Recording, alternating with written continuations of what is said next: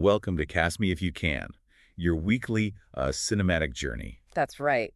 And we're going to be talking about all sorts of cool movie stuff. Yeah, we got bold takes, unexpected twists, and a whole new way to look at some of your favorite movies. I mean, who doesn't love movies, right? Exactly. So if you like what you hear, hit that subscribe button, give us a 5-star rating. Yeah, tell your friends. Spread the word. And of course, follow for more mind-blowing movie breakdowns. Now, this week, forget everything you thought you knew about dinosaurs, because we're going way beyond just watching Jurassic Park.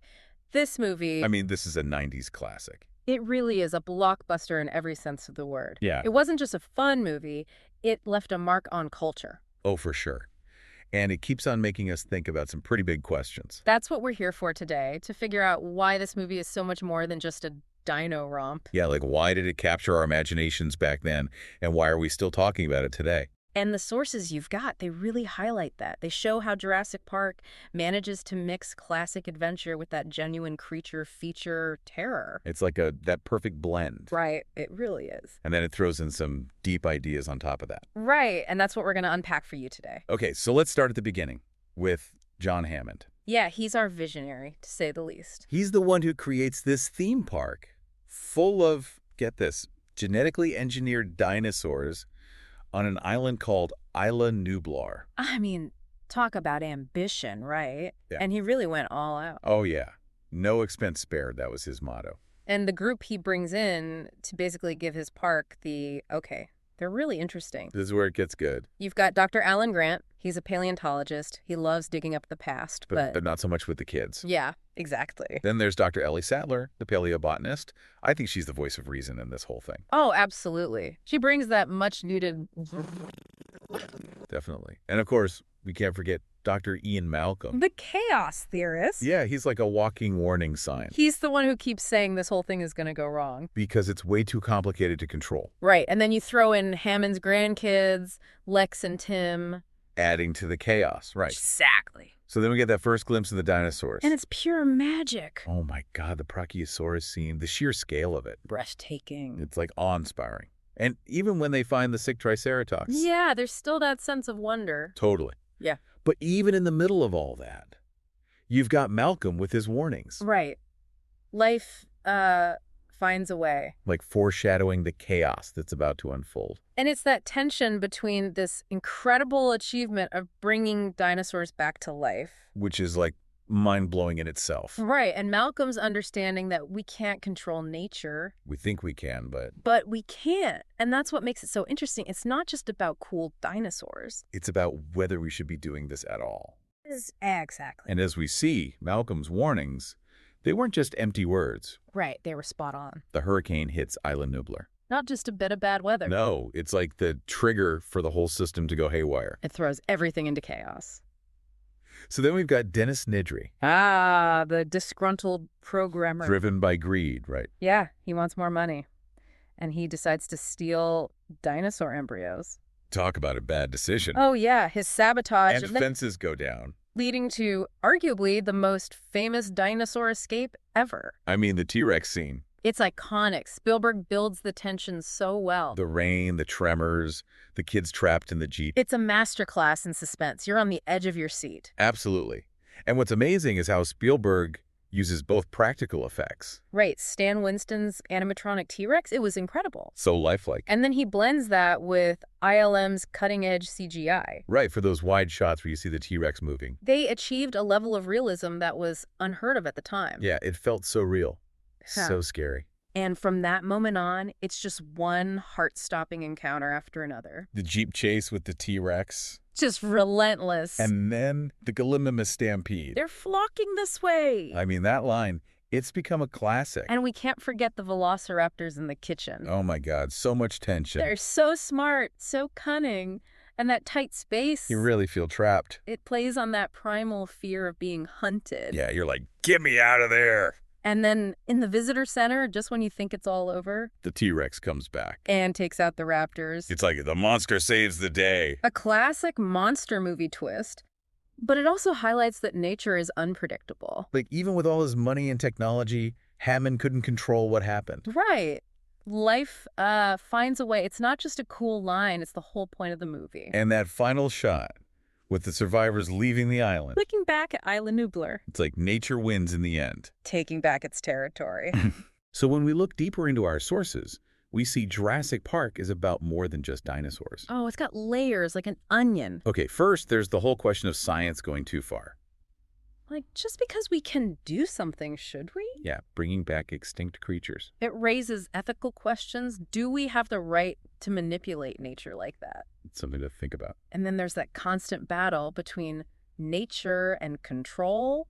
Hammond thought he could control these creatures. Build fences, contain them, turn them into a spectacle. But Malcolm knew better. Nature is chaotic. It doesn't follow our rules. So Jurassic Park is also about the dangers of capitalism, right? That's right.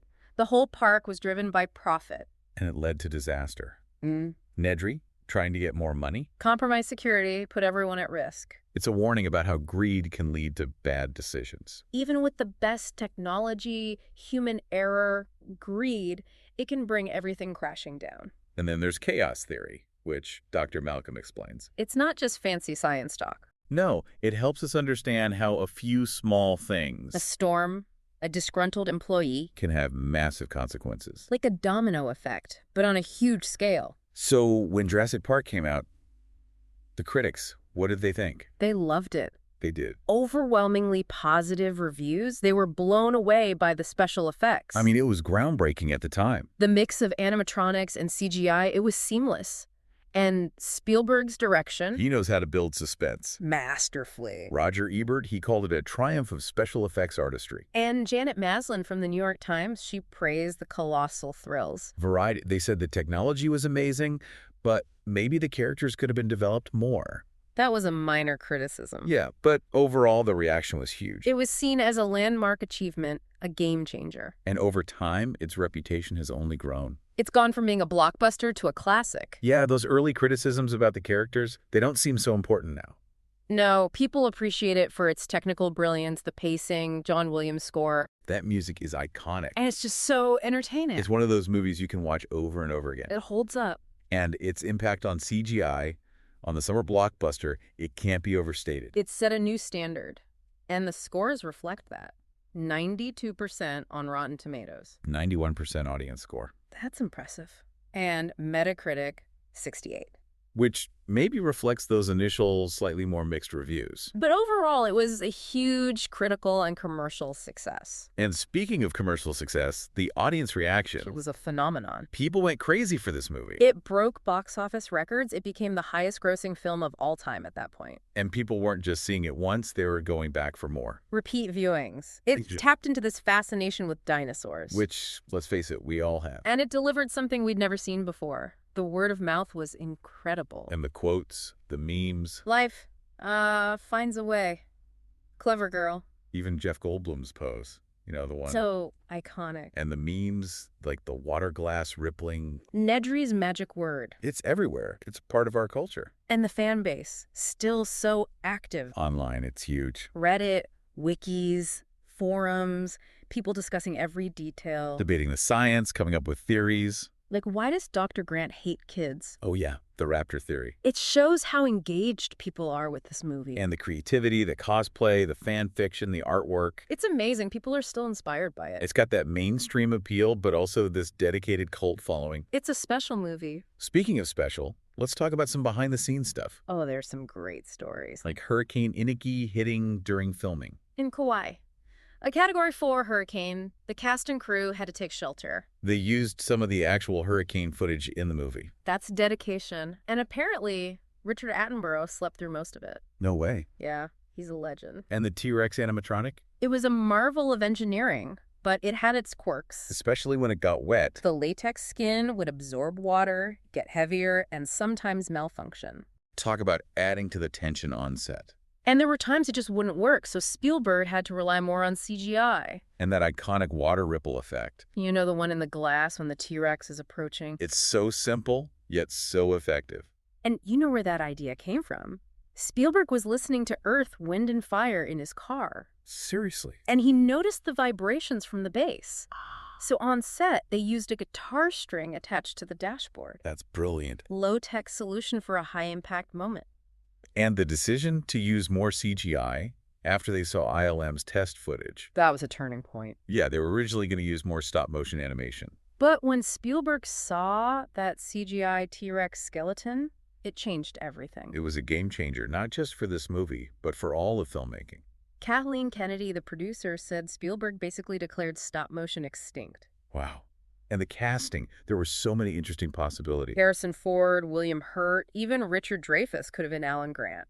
And Robin Wright as Ellie Sattler. It's amazing to think about how different it could have been. Yeah, but now it's hard to imagine anyone else in those roles. And can you imagine Jim Carrey as Dr. Ian Malcolm? He auditioned. He did, and apparently he was great. Very memorable. But Jeff Goldblum, he just owns that role. His delivery, his mannerisms, it's perfect. And the dinosaur sounds so distinctive, so scary. They were a mix of all sorts of animal noises. Really? The T-Rex roar, it's got baby elephant squeals, alligator growls, and tiger snarls. Wow. And the velociraptors, those were made with dolphin clicks, walrus bellows, even mating tortoises. That's incredible. They really created a whole sonic world. What about the sick triceratops? What was wrong with it? The movie never says. It's a mystery. The book gives some explanations, maybe toxic berries or gizzard stones. But the movie leaves it open-ended. Which adds to the realism. Like, even in a controlled environment, things can go wrong. And you don't always know why. Right. And of course, they did take some creative liberties with the dinosaurs. For dramatic effect, right? Like Dilophosaurus with the frill and the venom. That was scary. But it's not accurate. And the velociraptors, they were actually much smaller. And probably had feathers. That's so scary now. But they made for a better movie. And did you notice the Jaws reference? Oh, yeah. Playing on Nedry's computer screen. Nice little Easter egg. Spielberg giving a nod to his own work. So as we wrap up our Jurassic Park journey, it's clear this movie is more than just a blockbuster. It's a landmark film. It revolutionized special effects, showed what CGI could do. And it redefined the summer blockbuster. Action, spectacle, technology.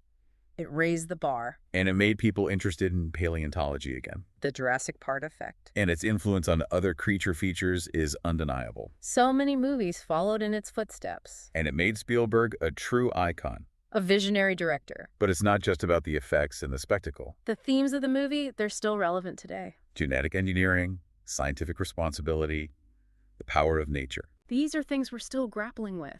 So when you watch Jurassic Park again, don't just focus on the dinosaurs. Think about the deeper meaning, the ideas it explores. It makes you question our place in the world. Especially in a world where we might be able to bring back extinct creatures. That's a thought, isn't it? So, what did you think of Jurassic Park? What questions do you have? What resonated with you? Go online, check out the fan communities, the trivia, the analyses. There's so much to explore. Dive deeper into the world of Jurassic Park. And here's a final thought for you. Knowing what we know now about genetic engineering and the environment, does Jurassic Park's message feel even more relevant today? Think about it. And until next time, keep watching those movies. And we'll see you on our next cinematic journey. On Cast Me if you can. Bye.